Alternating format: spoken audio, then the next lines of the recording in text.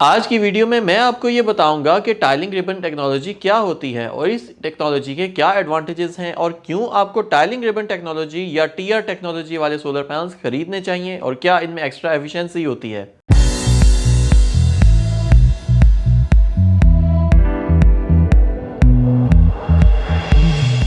मेरा नाम है वकास कलीग और स्मार्ट सोलर की आज की वीडियो टीआर टेक्नोलॉजी के बारे में है। ये नई टेक्नोलॉजी है, इसको टीआर टेक्नोलॉजी भी कहते हैं और इसको टाइलिंग रिबन टेक्नोलॉजी भी कहते हैं। जैसे जैसे साइंटिस्ट ने नए से नए सोलर पैनल्स बनाने के लिए नई से नई इन्वेंशंस क्रिएट की हैं और सोलर पैनल्स की एफिशिएंसी को मज़ीद बढ़ाने के लिए कभी हाफ कट टेक्नोलॉजी को इंट्रोड्यूस करते हैं, कभी ये पर्क टेक्नोलॉजी को इंट्रोड्यूस करते हैं, कभी मोनोपर्क टेक्नोलॉजी को इंट्रोड्यूस करते हैं। तो इसी तरह से एक टाइलिंग रिबन टेक्नोलॉजी है जो कि एक नई टेक्नोलॉजी है और आजकल काफ़ी जो लीडिंग ब्रांड्स हैं जिसमें जिनको है या लॉन्जी है, ये ब्रांड्स अपने सोलर पैनल्स के अंदर टाइलिंग रिबन टेक्नोलॉजी को इंट्रोड्यूस कर रहे हैं। तो चलें हम ये देखते हैं कि tiling ribbon technology after all होती क्या है। इसके लिए सबसे पहले ये जानना ज़रूरी है कि सोलर सेल्स की मैन्युफैक्चरिंग, सोलर पैनल्स छोटे छोटे सोलर सेल्स की मदद से बनते हैं। एक ही सोलर पैनल के अंदर मल्टीपल सेल्स होते हैं और इन सेल्स के अंदर करंट को पास करने के लिए बस बार्स लगाई जाती हैं। इन बस बार्स की मदद से सेल्स के अंदर जो मौजूद करंट होता है वो ट्रांसफ़र होता है टुवर्ड्स द जंक्शन बॉक्स और जंक्शन बॉक्स से करंट हमारे इन्वर्टर्स तक आता है। अब जैसे जैसे ये टेक्नोलॉजी में नई से नई एडवांसमेंट्स आती हैं तो इन बस बार्स के अंदर भी नई से नई एडवांसमेंट्स आ रही हैं। नॉर्मली जो बस बार्स होती थी पहले वो फ्लैट होती थी। ये जो बीच में आपको सेल्स के अंदर लाइनें नज़र आ रही हैं इनको बस बार कहते हैं। इन लाइनों के अंदर से करंट ट्रांसफ़र होता है। ये बेसिकली फ्लैट वायर्स होती थी जिनके ऊपर से करंट ट्रांसफ़र होता था। अब जो फ्लैट वायर्स के ऊपर जब धूप टकराती है तो उस जगह पे जिस जगह पे वायर होती है वहां से धूप टकरा के दोबारा रिफ्लेक्ट हो जाती है और सेल की वो जगह को वो डिसेबल कर देती हैं। लेकिन न्यू टेक्नोलॉजी के अंदर आने वाले सोलर पैनल्स के अंदर टाइलिंग रिबन टेक्नोलॉजी को इंट्रोड्यूस किया है। इस टेक्नोलॉजी में इन बस बार्स को फ्लैट की जगह राउंडेड कर दिया गया है। राउंडेड रिबन्स की वजह से होता यह है कि सोलर सेल्स के ऊपर जब रोशनी पड़ती है तो इस रिबन, बेसिकली इसको रिबन भी कह सकते हैं आप, इसको बस बार भी कह सकते हैं या आम फहम जुबान में वो तारे कह सकते हैं जिसके अंदर से करंट ट्रांसफ़र होता है।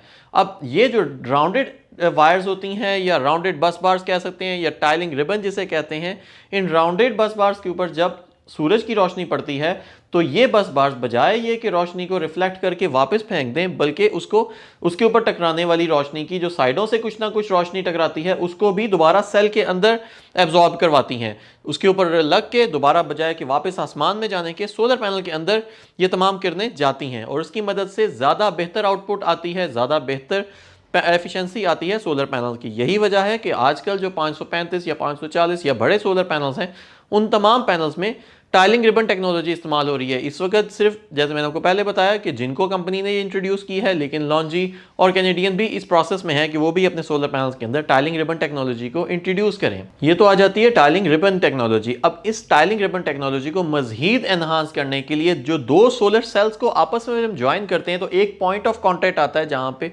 हमें बड़ी बस बार इस्तेमाल करनी पड़ती है या बड़ी वायर्स इस्तेमाल करनी पड़ती थी। तो यहाँ पे भी इन्होंने थोड़ी सी इसमें चेंजेस लाई हैं। यहाँ पे जो रिबन है उसके अंदर एक प्रेसिंग पॉइंट है। इस प्रेसिंग पॉइंट की वजह से सोलर सेल्स जो आपस में जो कनेक्ट करते हैं, इनको कनेक्ट करने के लिए स्पेशल ईवीए शीट की मदद से इनको कनेक्ट किया जाता है और सोलर सेल्स एक दूसरे के ऊपर ओवरलैप कर जाते हैं।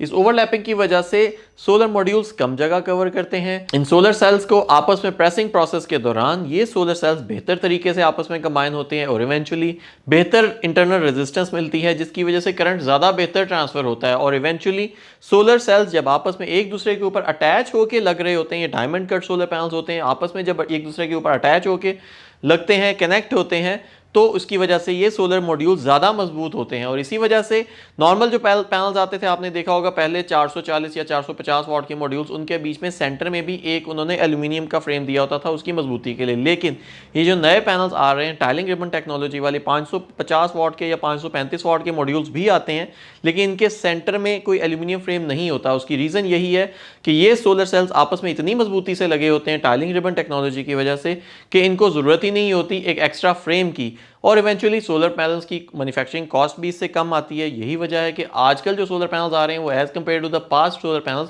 ज़्यादा बेहतर एफिशिएंट भी हैं और प्राइस वाइज भी थोड़े कम हैं। इसके मैकेनिकल बेनिफिट्स की बात करते हैं तो रिड्यूस्ड मैकेनिकल लोडिंग की वजह से इन सोलर पैनल्स की life as compared to the normal solar panels ज़्यादा लॉन्ग लाइफ होते हैं। और यही वजह है कि पहले जो सोलर पैनल्स आते थे वो 20 साल वारंटी के साथ आते थे, लेकिन नए टाइलिंग रिबन टेक्नोलॉजी वाले सोलर पैनल्स 25 साल वारंटी के साथ आते हैं, या अगर बायफेशियल में जाते हैं तो बायफेशियल में तो 30 इयर्स वारंटी वाले सोलर पैनल भी इस वक्त आ चुके हुए हैं, और स्मार्ट सोलर के पास ये दोनों पैनल्स अवेलेबल भी हैं। टीआर टेक्नोलॉजी के कुछ इलेक्ट्रिकल बेनिफिट्स भी हैं। इवेंचुअली इसकी वजह से लोअर बीओएस कॉस्ट आती है, बिकॉज के वीओसी भी हमें कम चाहिए होते हैं और पर स्ट्रिंग हम ज़्यादा सोलर पैनल्स अटैच कर सकते हैं। इसके अलावा अगर लो लाइट की बात करते हैं तो लो लाइट में भी बेहतर परफॉर्मेंस देते हैं टीआर टेक्नोलॉजी वाले पैनल्स, क्योंकि ज़्यादा से ज़्यादा लाइट रिफ्लेक्ट होकर सोलर मॉड्यूल्स के अंदर आती है, बिकॉज नॉर्मल सोलर पैनल्स के अंदर लाइट रिफ्लेक्ट होकर वापस चली जाती है। लेकिन ये क्योंकि राउंडेड रिबन्स वाले पैनल्स हैं, तो राउंडेड रिबन्स की वजह से इनके अंदर पैनल की जो रोशनी होती है ज़्यादा से ज़्यादा अंदर पेनिट्रेट करती है और इवेंचुअली ज़्यादा करंट आता है।